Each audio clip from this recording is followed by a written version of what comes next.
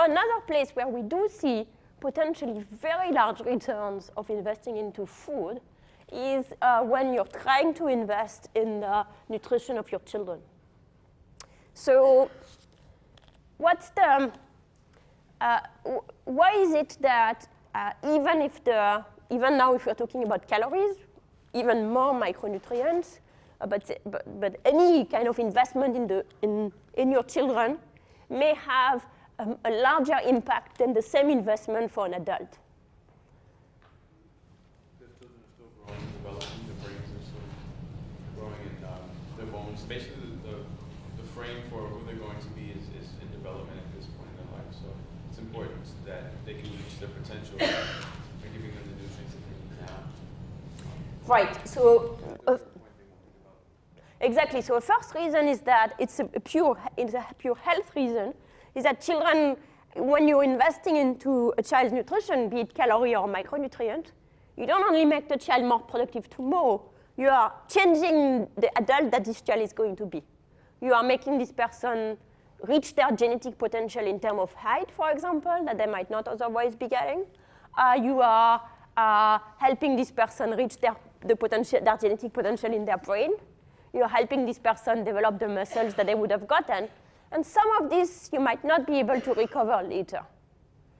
In particular, some of the nutritional deficiency that you get as children, as very small children, in between weaning, that's about 6 months and 2 years, you will not, it would be very easy to catch up once the child's actually grown, even once the child is more than 2. So the second reason is that even if we forget this biological phenomenon, the job of a child is typically to be in school or to learn things around them, not necessarily in school. Some that can be outside of school to learn, they are still getting all the information in the world. That's what children do. And if you do this job better, then you are building your human capital. Really think of it as like the capital of each of us is our health, which is affected by how much we eat directly, but also what we know, our experience, our education, etc. And if we do this job better as children, we'll have a better stock of education for the rest of our life, education and knowledge generally. And that is we're going to get the return from that every year. So when we do our job better as an adult, we earn a higher wage, and that's it. When we do our job better at your age, or even earlier when you're a child, when you're a small child trying to learn things, since your job is to develop, then it means you're better developed. Yep. Is it more important to have good nutrition when the mom's pregnant or after the child? Both are important. We're going to get to the mom in a minute. But both children are important, and in utero is very important. Both of them are important.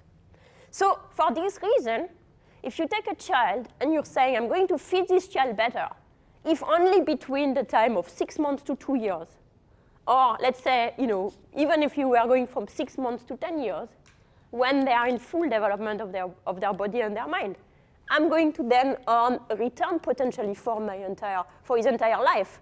That means the size in difference in investment in how much you're going to get in the future compared to the investment you're making is much, much larger. And that can, again, give you the potential for an S-shape, where a poorer person is going to invest a little less.